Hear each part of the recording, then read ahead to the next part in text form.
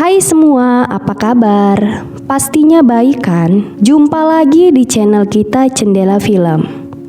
Hari ini Cendela Film akan menceritakan film yang berjudul Bajrangi Bhaijaan. Langsung saja ini alur ceritanya.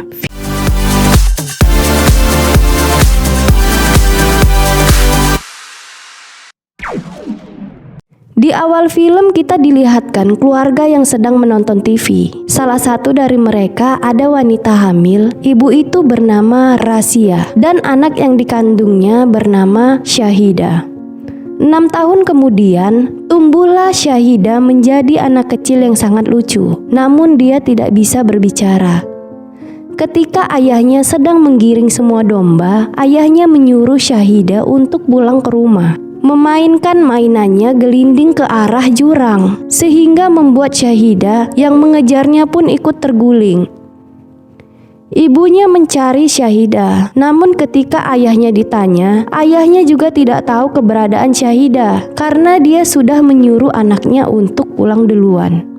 Semua warga ikut sibuk mencari Syahida. Syahida yang tadi terguling-guling ke arah jurang ternyata selamat. Dia tersangkut di batang pohon kering yang ada di pinggir jurang itu. Setelah kejadian itu, ibu Syahida diberi informasi bahwa ada terapi seorang ahli di Delhi, sehingga ayahnya harus menjual semua dombanya untuk biaya dia pergi dengan ibunya. Keesokan harinya, ibunya pun langsung membawa Syahida pergi ke Delhi. Perjalanan mereka ke Delhi pun lancar. Di acara itu, ibu Syahida sangat sedih. Dia berharap kalau setelah pulang dari acara itu, Syahida bisa berbicara. Mereka kembali menaiki kereta api yang tadi. Namun kereta belum bisa berangkat dikarenakan ada sedikit kerusakan. Syahida terlihat sedang tertidur di pangkuan ibunya. Tidak lama itu, ibunya juga tertidur. Syahida terbangun karena dia mendengar suara bapak-bapak yang mengorok. Syahida melihat di luar kereta ada domba yang masuk ke dalam lubang. Syahida pun turun dari kereta dan langsung membantu domba itu. Ketika Syahida belum naik ke dalam kereta itu pun berjalan. Syahida yang tidak bisa berteriak, dia hanya bisa berlari sambil menangis. Namun ibunya yang sedang tertidur tidak menyadari kalau Syahida tidak ada. Syahida yang melihat kereta itu semakin jauh, dia hanya tetap bisa menangis. Namun dia melihat kereta di belakangnya, sehingga dia mengira kereta itu pun akan menyusul ibunya. Dia langsung buru-buru naik ke kereta itu, namun ternyata kereta itu jalan ke arah yang berbeda. Syahida menggedor dinding namun menjadi sia-sia. Ibu Syahida baru menyadari kalau anaknya tidak ada di kereta itu. Ibu Syahida sangat histeris. Dia menangis dan memohon agar pintu pembatas dapat dibuka. Namun para penjaga melarangnya. Setelah Syahida turun dari kereta itu, Syahida melihat banyak sekali orang yang sedang menari-nari, seperti memperingati hari besar di Delhi. Setelah acara itu selesai, Pawan yang tadi asik menari melihat ada anak kecil yang sedang melihatnya sedang minum. Ketika anak itu dipanggil, dia langsung datang.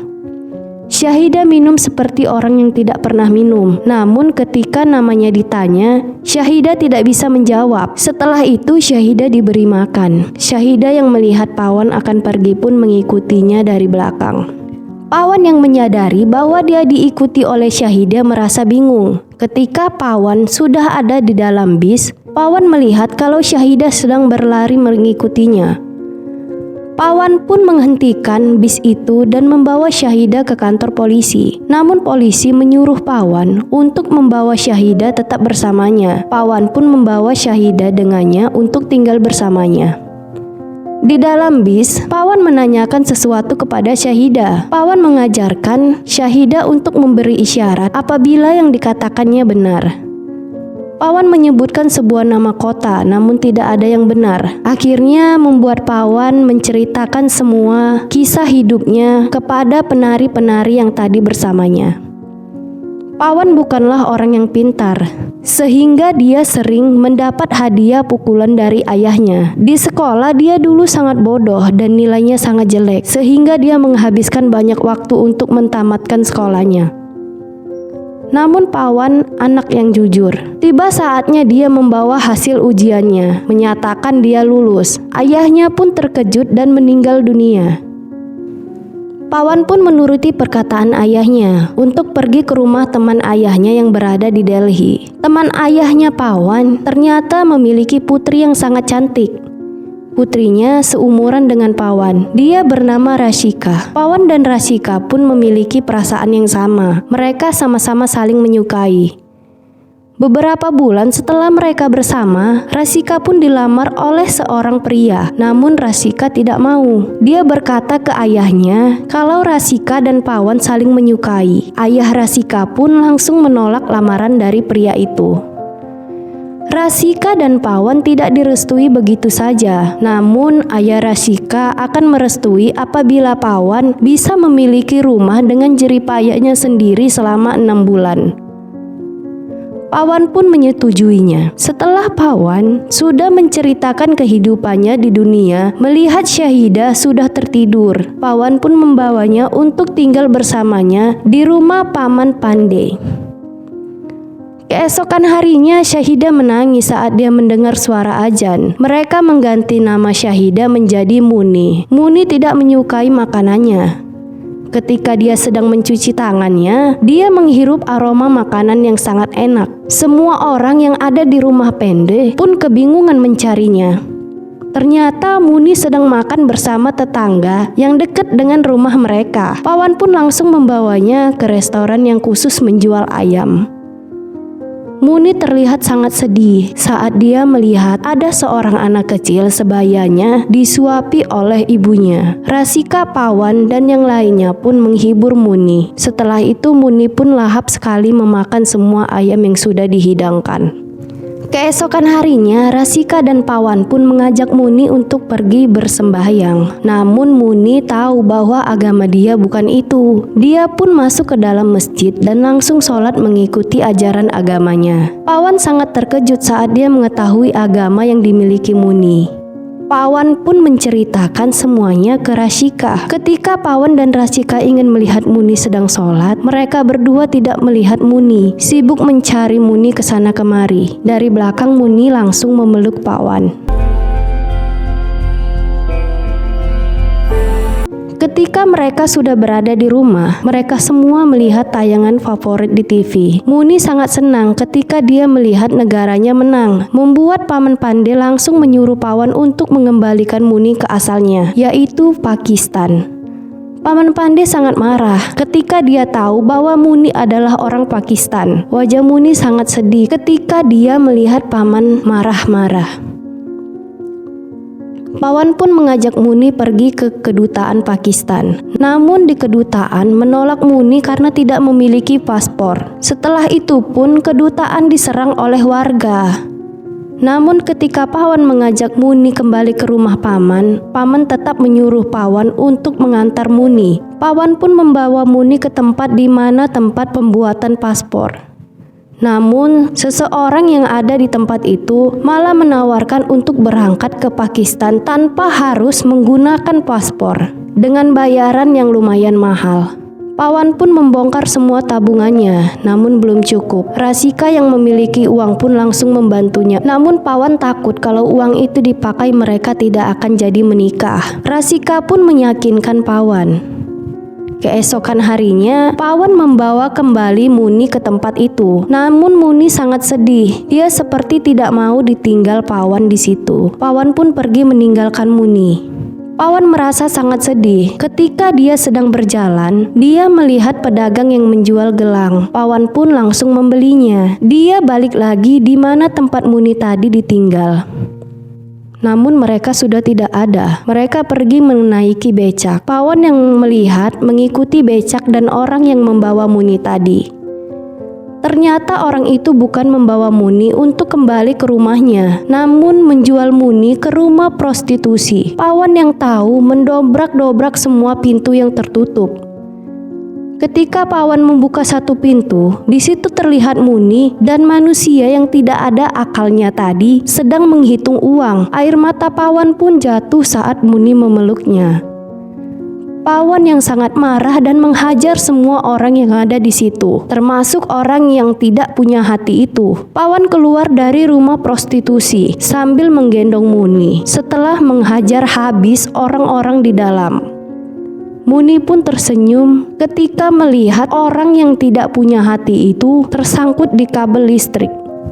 Pawan nekat untuk mengantar Muni langsung ke Pakistan. Namun Pawan tidak memiliki paspor atau visa. Rasika pun melarangnya. Namun Pawan meyakinkan Rasika kalau dia tidak akan kenapa-kenapa. Setelah Pawan dan Muni sedang berjalan ke arah perbatasan, mereka berdua pun mendapat tumpangan sampai ke pintu perbatasan. Setelah mereka sampai, mereka melewati terowongan agar bisa melewati perbatasan itu. Pawan yang sangat jujur pun merasa tidak enak hati karena dia tidak mendapatkan izin dari penjaga. Pawan pun memberitahu tentang terowongan itu kepada penjaga. Penjaga itu datang menyuruhnya untuk pergi, namun niatnya baik, sehingga setelah dia mendapatkan pukulan, barulah dia diizinkan untuk melewati perbatasan itu. Perjalanan dia di Pakistan pun tidak selancar yang dia pikirkan. Ketika mereka sedang makan, Muni mengambil kembali borgol milik polisi, sehingga membuat polisi itu tahu bahwa dia bukanlah orang Pakistan dan tidak memiliki paspor. Polisi itu tidak percaya ketika Muni mengatakan bahwa Muni adalah orang Pakistan karena Muni memiliki kalung yang bergambar dewa. Polisi pun membawa Muni dan Pawan ke kantor polisi. Polisi mengira dia adalah teroris. Di dalam kantor polisi itu, Muni melihat gambar seperti halaman rumahnya. Pawan yang sedang melihat petunjuk alamat rumahnya Muni. Polisi itu pun tidak percaya kalau Muni adalah warganya. Pawan terlihat emosi saat dia melihat polisi menyentuh pipi Muni. Dia pun menghajar polisi itu, lalu kabur sambil membawa gambar. Ketika mereka kabur, wartawan yang tadi meliput kedatangan mereka masih berada di luar, sehingga mengikuti bis yang mereka naiki juga. Di dalam bis barulah tahu bahwa Pawan bukanlah teroris, melainkan dia adalah orang yang sangat baik karena ingin mengantar anak kecil yang tersesat kembali ke rumahnya tanpa memikirkan dampak yang terjadi dengannya.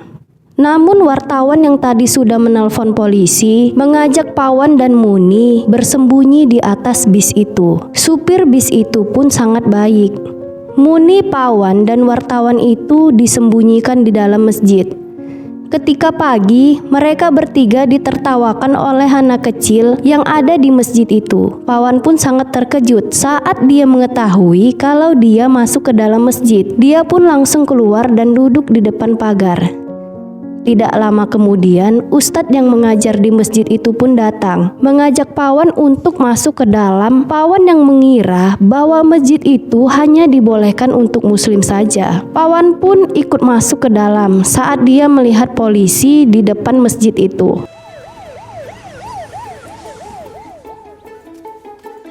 Ketika mereka sedang menanyakan tempat yang ada di gambar itu, tiba-tiba polisi datang ke masjid. Syukurlah ustadz itu mau menolong mereka.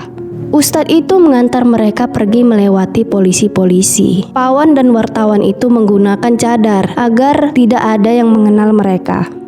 Setelah itu, Rasika dan ayahnya terlihat sedikit ribut karena ayahnya, Pawan, memberanikan diri untuk pergi ke Pakistan tanpa paspor atau visa.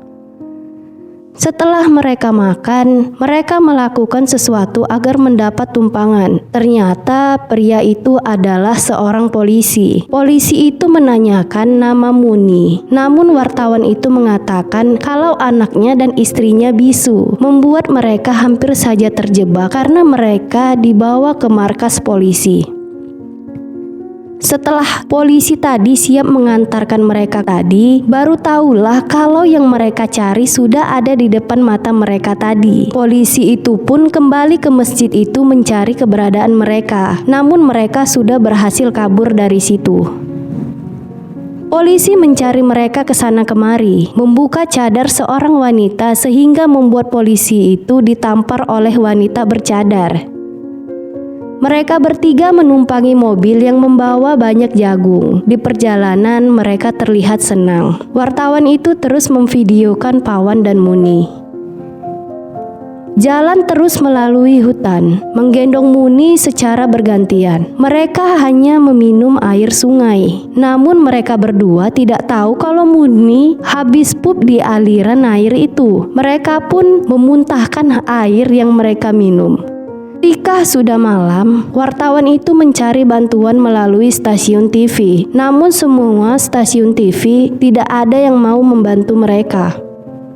Teman wartawan itu menelpon dan memberitahu kalau mereka akan pergi ke Hazrat Amin Syad Dargah. Tempat itu dipercaya sebagai tempat persatuan kembali keluarga yang terpisah. Temannya dan para polisi itu pun langsung menuju ke sana. Tanpa Pawan ketahui dan wartawan itu mencari jalan lain untuk membantu Pawan. Dia menggunakan sosial media untuk mempermudah pencarian ibunya Muni. Di video itu, wartawan itu menjelaskan kalau Pawan adalah bukan seorang teroris. Namun ketika Pawan sedang duduk mendengar alunan lagu itu, dia tidak mengetahui kalau ibu Muni sudah berada di hadapannya. Pawan terlihat mengeluarkan air mata. Dia ngerasa sangat sedih. Wartawan itu langsung berlari mencari Pawan saat dia melihat temannya bersama beberapa polisi. Mereka pun berhasil lolos dari polisi itu. Saat Muni melihat video ulang yang direkam oleh wartawan itu, dia melihat ada ibu di video itu. Pawan pun menemukan alamat rumah Muni dari bis yang dinaiki oleh ibunya Muni. Mereka terlihat sangat senang. Namun, ketika mereka sudah berada di dalam bis, terjadi razia. Muni dan wartawan itu berlari ke kiri, sedangkan Pawan berlari ke kanan. Pawan terus berlari sampai akhirnya dia tersandung dan dipukuli habis-habisan oleh polisi-polisi itu. Ibu Muni yang sedang memberi makan domba melihat anaknya sedang berlari ke arahnya. Ibunya berlari terus ke arah Syahidah. Tetapi di balik kebahagiaan Syahidah dan ibunya, tidak dengan Pawan yang terus menerima pukulan dari para polisi-polisi itu. Pawan hampir saja berhasil melarikan diri. Ketika wartawan itu sedang memvideokan Muni dan ibunya, terdengar suara tembakan mengejutkan mereka. Video Muni dan Pawan pun sudah hampir dilihat oleh seluruh dunia, termasuk Rasika yang sedih melihat video itu. Pawan tetap disuruh untuk jujur kalau dia adalah seorang teroris. Namun Pawan bukanlah orang yang suka berbohong. Dia orang yang sangat baik, bahkan sangat baik, mengorbankan nyawanya demi Muni. Polisi yang mendapatkan informasi dari India, Pawan pernah mendatangi ke kantor polisi India membawa Muni. Tidak meneruskan siksaan Pawan, melainkan dia akan mengembalikan Pawan ke India. Tanpa mendengarkan apa kata komandan yang tidak memiliki hati itu. Di perbatasan, wartawan itu kembali bertemu dengan Pawan. Wartawan itu memberitahu nama Muni yang sebenarnya adalah Syahidah. Wartawan dan Pawan pun berpelukan sambil menangis karena terharu. Ketika mendapat izin dari penjaga, mereka pun langsung menghancurkan pintu itu. Syahidah yang melihat kepergian Pawan melambai-lambai tangannya, namun tidak ada yang mendengar. Tiba-tiba suaranya keluar, memanggil paman.